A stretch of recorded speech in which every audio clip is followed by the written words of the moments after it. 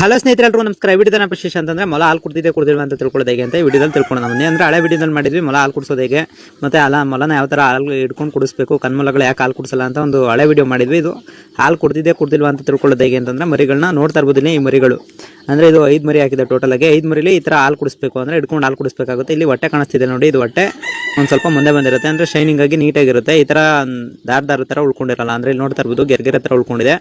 ಆ ಥರ ಗೆರ್ಗೆರೆ ಥರ ಉಳ್ಕೊಳ್ಳಲ್ಲ. ಹಾಲು ಕುಡಿದಿಲ್ಲ ಅಂದ್ರೆ ಈ ಥರ ವೀಕ್ ಆಗಿ ನಿಧಾನಕ್ಕೆ ಹಾಲು ಕುಡಿಯುತ್ತೆ. ಅಂದ್ರೆ ಚೆನ್ನಾಗಿದ್ದು ಡೆವಲಪ್ ಆಗಿ ಅಂದ್ರೆ ಅದು ಪೂರ್ತಿ ಇದಿತ್ತು ಅಂದ್ರೆ ಈಗ ಗೆರ್ಗೆರೆ ಥರ ಇದೆ ನೋಡಿ, ಆ ಥರ ಗೆರ್ಗೆರೆ ಬರಲ್ಲ.